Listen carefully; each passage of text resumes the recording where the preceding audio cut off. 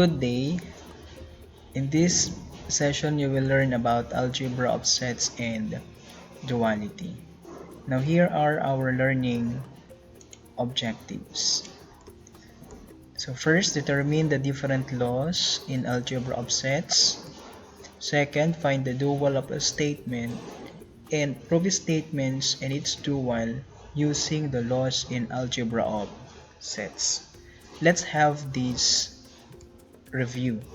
So consider the following sets to illustrate each law. So we have the universal set whose elements are from 1 to 8 and whose subsets are the sets A, B, and C with their corresponding elements. So we have to perform the indicated operations. So first is A union A.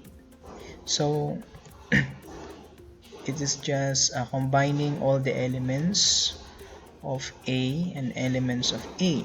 So we have 2, 4, 6, 8 union 2, 4, 6, 8. If you notice, if we're going to combine all of these, we will get the same answer, which is 2, 4, 6, and 8. Now take note, 2, 4, 6, 8 are also the elements of A. So therefore, this one can also be written as A. Now notice that A union A is just equal to A. And this statement illustrates our idempotent law or tautology. Now this is also be applied in the intersection. So meaning this law states that if we have a given set and we find the union of that set to it itself, then the answer is the set itself. Okay, also with the intersection. Okay, so that's the idempotent law. Second, we have A intersection B intersection C.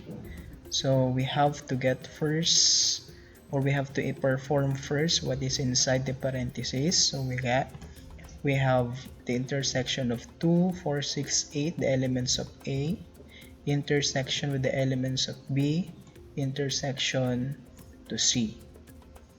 Now first is to perform this. So what are the common elements to these two sets? We have 4 and 6. Then proceed to the next operation, intersection with this one. Now what is common to them? To these two sets, we have 6. Okay, now how about if we're going to regroup this?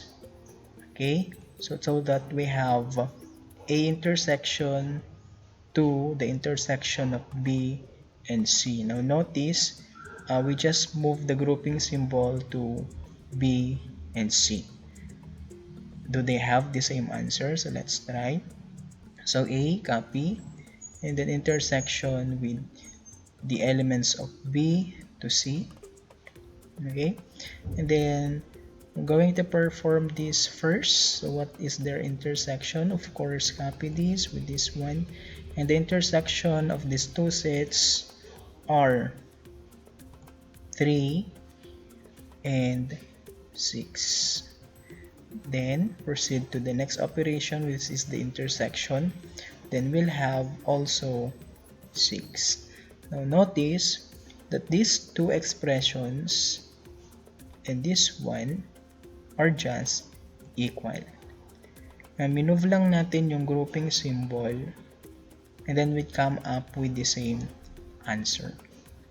Now ang tawag dito sa statement na to is an associative law. Okay, take note, magagamit lang natin ang associative law kapag kapare-parehas yung operation. So at this example, we have intersection. Now this associative law can also be applied in the union. Okay, so we can move the grouping symbol to the other two sets. Okay, and the answer to this one expression will also the same with the answer with this expression. So that's associative law. Now let's have this one. A union with the universal set. Okay, so A union with the universal set 1 to 8. If we're going to combine all of these elements, we'll just come up with 1, 2, 3, 4, 5, 6, 7, and 8. And take note, this set is also our universal set. So meaning, if we combine a given set with the universal set, we'll just come up with the universal set. Now another example, how about if we're going to combine a given set with an empty set? Okay, 2, 4, 6, 8 for A, union the empty set. Now since we do not have an element for the empty set, we're going to combine it with the given set. It's just the same with the given set. Okay, which is our A. Now, this expression or this statement, A union universal is equal to the universal, and A union with the empty set is equal to A. Okay, so these two statements illustrate the identity law. Okay, so we have also A intersection the universal set, which is equal to A. Okay, baliktad doon. And we have also A intersection with the empty set. Of course, there will be no intersection for the two set. That's why we have an empty set. Okay, so this is our identity laws. Okay, take note of that. Next, example 4. We have A union B. So it's just a matter of review. So we'll just combine all the elements of A and B. So notice we don't have 5. So we have 1, 2, 3, 4, 6, 7, 8. How about if we're going to interchange the position of these two sets? Do we get the same answer? So let's see. So we have elements for B, union elements for A. Now we're going to combine all of these elements. Will come up 1, 2, 3, 4, 6, and 7, 8. Now notice that they are just the same. So meaning, if we interchange the position of the two, the answer will just the same. And these two statements will illustrate our commutative law. And this commutative law can also be applied using intersection. Okay, A intersection B is just the same with B intersection A. Let's proceed. So number 5, how about if we have A intersection B union C? Okay, so get first the union of B and C.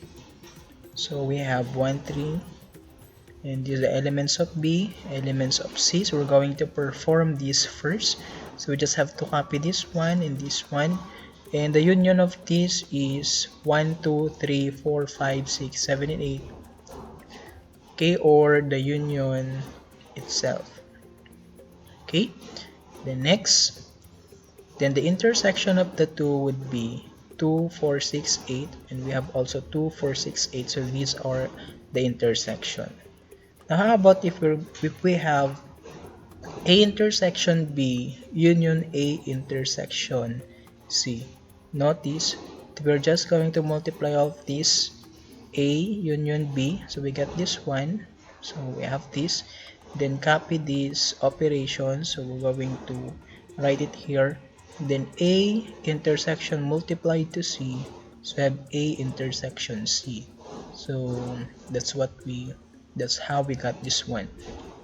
So first, the intersection of AB. So we have here, we have 2, 4, we have 4, 6, and 4, 6 here. So these are the intersection. Then copy the operation union. Then we have intersection of AC. So intersection of AC is we have 2, we have also 6, and we have also 8. So we have 2, 6, 8. Now the union of these two is that we have 2, 4, 6, 8. Now notice we have the same answer for the two expression.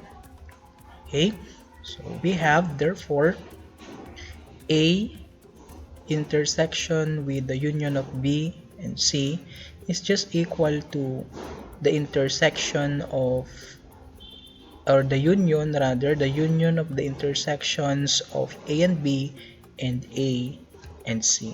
So this statement illustrates the distributive law.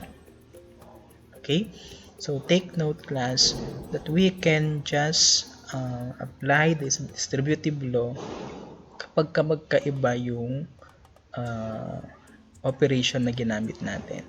So we'll have intersection and we have union. Okay, so we have also this one.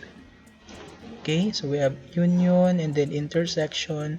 We can just multiply A union B, so we have this one, and then intersection, then multiply these two. Okay, so we got A union C. Now with the other laws, we have this summary table, and this is what we call our algebra of sets. Now I want to emphasize the involution law, the Morgan's law, and the difference law. Now if we will get the complement, see there stands for the complement. If we're going to find the complement of a given set, it is just equal to the set itself. Okay, so that's the involution law.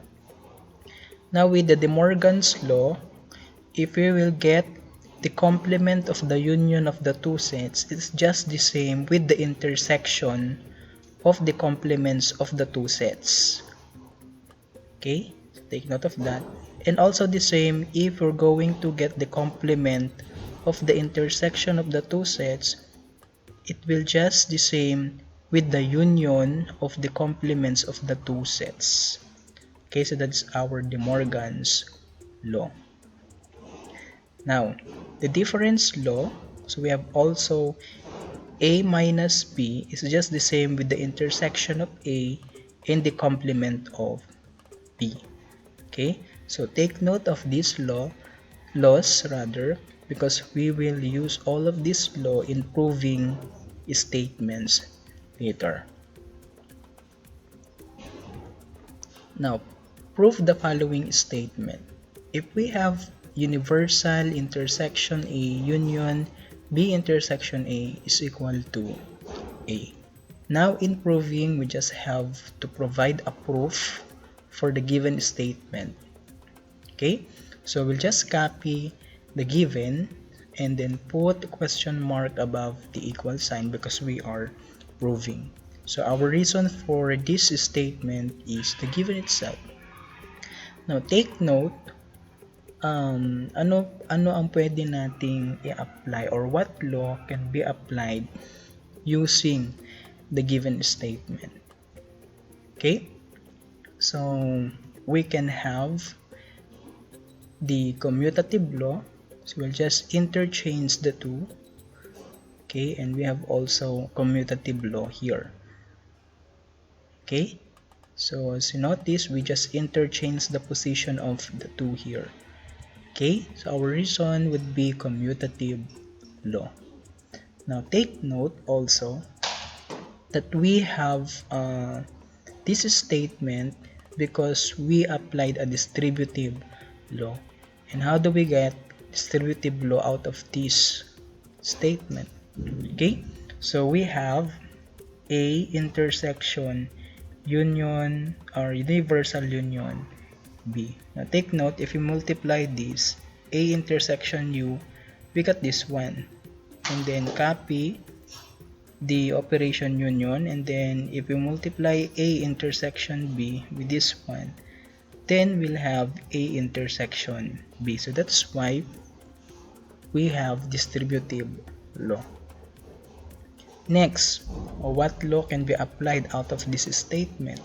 Now take note that if we have universal combine to a given set is just the same with the set itself, or the universal rather. That's union po kasi. Okay, so we'll have A intersection with the universal. Okay, take note that if we combine a universal set with another set, it is just the same with the universal. Okay, so anong law yan? So we have the identity law. Next, if we have this statement, what law can be applied to come up with A? Okay, so A intersection with the universal, ano ang common doon sa universal tapos yung set? So of course, the set itself. So that's why we have A equals A. And what law is being applied to this statement? Okay, same with this, we have the identity law. Now using these laws, we prove that A intersection A union B intersection A is just equal to A. Okay, I hope you understood. Next, how about the intersection of A intersection with the universal and the empty set, yung combined with the complement of A, is that equal to the empty set? Now let's have our proving. Okay, so again, copy the statement and then write a question mark above the equal sign. So that is our given. And then next, using this expression, we'll come up with A. Okay, so the intersection of a given set with the universal set is just equal to A. So that is our identity law. Next, out of this, okay, so take note that we can also distribute this given expression. Okay, so A intersection with the empty set, so we'll have this. Okay, and then write the operation to this group, which is the union, and then come up again with A intersection to A complement. Okay, and so I hope you can follow. So we have A intersection A complement equals the empty set. So what law is being applied in this statement to come up with this? Okay, so we'll have the distributive law.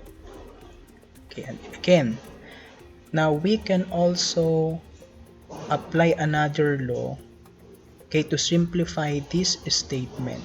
So what law is it? So take note that if we have A intersection with the empty set, so what is the answer?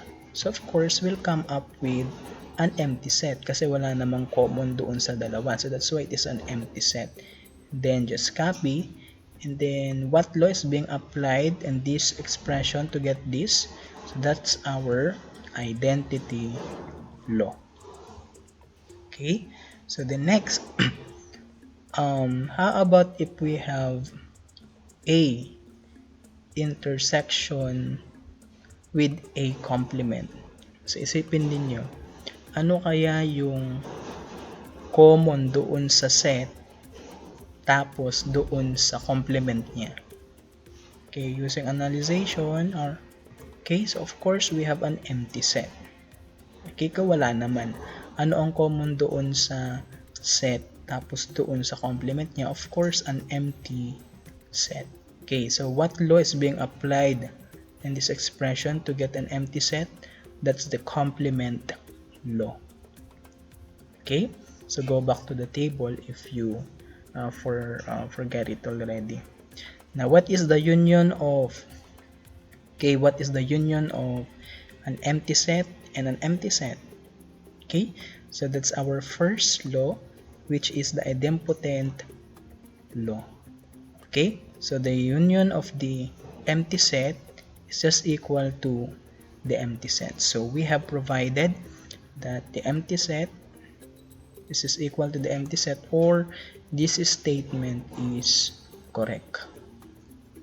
Okay, using the different laws. Next, how about if we have A minus B complement equals A complement union B? Okay, so we have the proof again. Copy this statement, then write question mark above the equal sign, and our reason would be the given. Now, what law can we apply? Can be applied using in this expression?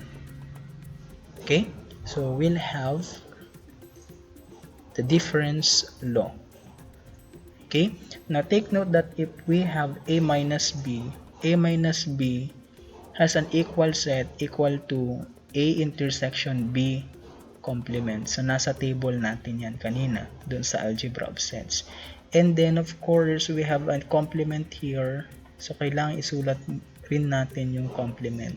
Okay, take note na itong A intersection BC ay ito lang, A minus B, hindi kasali yung complement. So that's why we have to write also the complement here. Okay, and what law is being applied to A minus B to come up with this? Of course, we have the difference law. The next, what law can be applied with this statement or expression rather? Now, if we have complement, remember that we can the complement of a given two sets. Okay, we can use De Morgan's law. Paano yung De Morgan's law?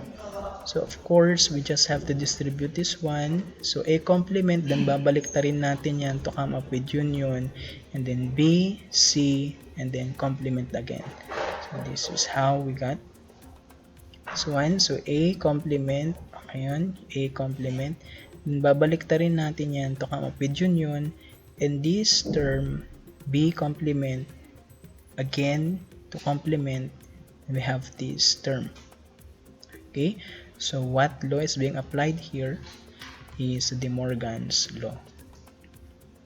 The next, now take note of this one, that we can apply or we can simplify this term using the involution law, because the complement of a given set is just equal to the set itself. So we'll have A complement union B. So ito yung in-applyan natin ng law, and the law is what we call the involution law. And we'll come up with the same expression. Okay, so we come up with this statement. So they are just the same. So using these laws, then we can say that this statement is true. So let's continue. Now, if you notice in our table for algebra of sets, there are pairs in each law except for the involution and the difference law. Okay, so if we have four idempotent laws, if we have A union A equals A, we have also A intersection A equals A. Same also with associative law. So we have this statement, then we'll also have another statement. Okay, if this statement uses union as an operation, in this set of statement uses also intersection. Okay, so I want you to notice here that there are pairs for each given statement. Okay, so we have this is what we call our duals. Okay, so suppose F is an equation of set of algebra. The dual F of F is the equation obtained by replacing each occurrence of, suppose we have union, intersection, empty set, and universal. To find for the union of a given equation of set of algebra, you just have to replace union into intersection. Next, intersection, replace it with union. For the empty set, replace it with universal. And for the universal, replace it with empty set. Now let's have an example for you to understand this better. If we have a statement A union with the universal intersection B union empty set equals B, to find for the dual of this, okay, so since we cannot replace anything with the given set, so just copy A. Next, the union here can be replaced by intersection, okay, and the universal can be replaced by empty set, intersection with union. B, we do not have a replacement for any given set, so that's why we have to write B. Union, change it to intersection. Empty set, change it with universal, and again this is a set, so just copy. Now, so this is the dual of this given statement. Notice that we just replaced the given operation here, union for intersection, and a given set, universal with the empty set. Okay, so that is how you find the dual of a given statement. Now each pair of laws given in the table are duals of each other. Okay, and this is what we call the principle of duality. Okay, so take note that if a given statement is already an identity, pag sinabi nating identity, it is already proven true. So that is why we don't need to prove it again, okay, to prove that it is true, because it is already an identity. Okay, so the dual of this statement is this one. Take note, if we have union, we have also intersection. Yan, pag union, okay, change this one to intersection, that we have intersection here. For the commutative law, we have union, we have intersection. Now this in distributive, we have, if we have union here, change it with the intersection. Then if we have intersection here, change it with union. Okay, so that is how we're going to find for the dual of a given statement. Okay, now in identity laws also, we have A union with the universal is equal to universal. We'll also have A, ayan, palitan yung union ng intersection, universal ng empty set, universal ng empty set. Okay, it goes through with the other laws except for the involution and difference law, because they do not have given duals. Next, find the dual of a given statement and prove its dual. Okay, so we're not going to prove whether this statement is true, but we will prove whether the dual of this statement is true or not. Okay, so given this statement, find the dual. So you know already how to find the dual of this. Change union to intersection, universal with the empty set, and intersection, union, yan, ganyan lang, ipapalitan lang natin. Now, we have to prove this dual whether it is true or not. Is this statement really equal to B? Okay, so let's have a proof. Again, in proving, we just have to copy this, then put question mark above the equal sign, and the reason is the given. Now, what law can be applied using this statement? Okay, so we have, if we have A intersection with the empty set, what is common to A and the empty set? Of course, there will be no intersection with these two elements, so we'll come up with the empty set. Also with this one, B intersection U, the universal set. What is common to set B and the universal set? Of course, we have B. Okay, so first this one, this statement or this expression, A intersection, sabi natin kanina, is an empty set, and the law being applied to this one is the identity law. Next, we can also simplify this one. Sabi natin kanina that the intersection of a set and the universal set is the set itself. So we have B. Okay, so what law is being applied? Okay, it is the identity law. The next, the union of the empty set and the set B.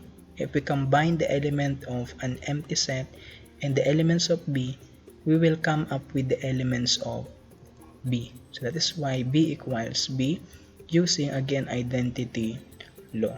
Since we have proven that B equals B, then this statement or the dual of this statement, this one, is true.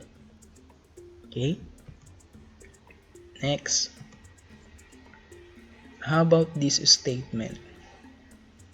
Okay, you know already how to find the dual of this statement. So we have intersection, intersection, intersection. Now let's prove this dual.